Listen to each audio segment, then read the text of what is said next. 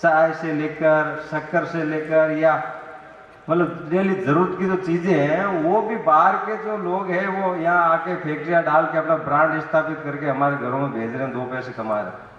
तो हम कहाँ जाएंगे? हमारे बिजनेस में भागीदारी बहुत कम है।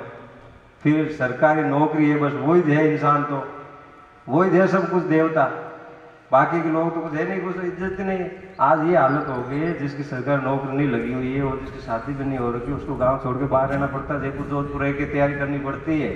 सारा पैसा हमारा गांव का तो इस तरह से जा रहा है, अपना बंदा 8-10 साल से तैयारी कर रहा है, वो 20 लाख वहां लेके चला गया गांव का पैसा, 20 लाख एक किसान का पैसा, 20 लाख गांव में वो लड़का लेके चला गया, 10 साल से तैयारी कर रहा है।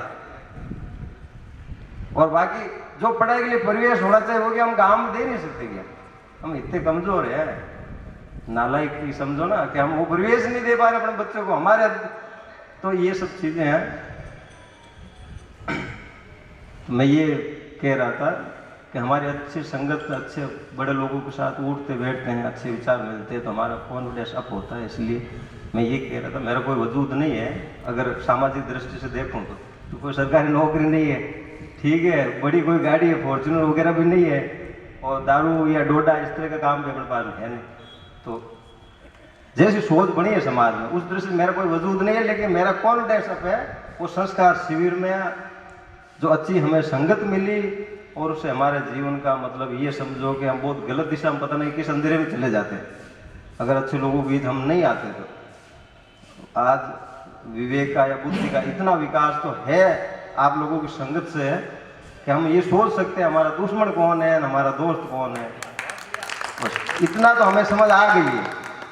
बाकी हमारे बड़ा वर्ग होते हुए भी हम मतलब कितने राजनीतिक रूप से आज कमजोर है, जो समझदार आदमी वो महसूस कर सकता है और वो उसको मौका मिले तो जैसे अभी उन्होंने बताया भी था, हम एक एक चीजें देखते हैं कि कौन हमारे खिलाफ कितना बड़ा षड्यंत्र रच रहा है, हम समझते हैं। लेकिन वो जब बुद्धि का विकास होगा उसमें समझ आएगी तो वो समझेगा। और इस तरह की बुद्धि या समझ रखने वाले हमारे इतने बड़े वर्ग में मात्र 5% ही, इसलिए हम एकदम से अपने नहीं हो पा रहे। 95% को पता ही नहीं है कि जो हमारे घर से सुबह सुबह कोई ये तेल वगैरह लेके जाता है, छाछ फोगट के लेके जाते हैं ना, वही हमारे नेशनल लेवल पे हम जब कोई चीज हम डिमांड करते तो हमारे सामने खड़े हो जाते, दुश्मन बन के एकदम खड़े हो जाते कि नहीं। हमारे महिला पहलवान है और वो कितना बड़ा आरोप लगा रही है और उसको बिल्कुल ही मतलब एक उल्टा उसी पे महिला पहलवान जो इतनी बड़ी शख्सियत है, कोई झूठा आरोप खाएगी क्या अपने लिए? वो तो एक नॉर्मल विवेक की बात है। इतनी बड़ी सेलिब्रिटी, वो संपन्न है, सक्षम है आज, ठीक है, वो कोई झूठा आरोप कहेगी कि मेरे यौन शोषण हुआ या दुराचार हुआ मेरे साथ? नहीं कहेगी। ये तो सीधी सी बात है, हर आदमी को समझ आती। फिर भी उनको ही गलत ठहराना, और कौन ठहरा रहे हैं वो सब आप देख रहे हो सोशल मीडिया पे। तो वो हमारे दुश्मन हो गए ना, सुबह सुबह हमारे यहाँ से लेके जाते हैं और हमारे दुश्मन बन बैठे हैं। तो हमारे लोगों के अंदर समझ अभी आई नहीं है। 95% लोगों में समझ ही नहीं कि हमारा दुश्मन कौन है, दोस्त कौन है, इसलिए हम एकदम आप हो नहीं पाएंगे। इसलिए इस तरह की समझ पैदा करने के लिए समाज में जागरूकता, और एक चीज और है, कोई भी समाज एकदम से अप या उस समाज में क्रांति तभी हो पाएगी जब एक एक बंदे में जागरूकता आएगी, एक एक आदमी में ये जागरूकता होगी, समझ हो जाएगी ना, तब उस समाज में से जब एक कोई क्रांतिकारी लीडर होता है सब उसके साथ पीछे हो जाएंगे और वो क्रांति आ जाएगी। अपने तो अभी वो चीज है नहीं, अभी अपने वाले लोग ही हमारे महिला पहलवान है तो उनके खिलाफ में लिखने लग जाएंगे। कोई दूसरा माहौल बना देंगे ना तो उनके माहौल में वो भी शामिल हो जाएंगे, लिखने लग जाएंगे। ए पागलो, ये भी समझ नहीं आ रहा हम किन के बारे में लिख रहे हैं, क्यों लिख रहे हैं, क्या हमारी ये संस्कार है, क्या ये हमारी संस्कृति रही है कि हम तो महिलाओं को बहुत सम्मान करने वाली कौम है।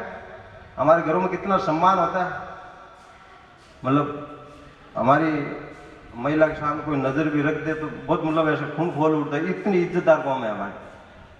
उनके क्या, उनके कोई इज्जत नहीं है।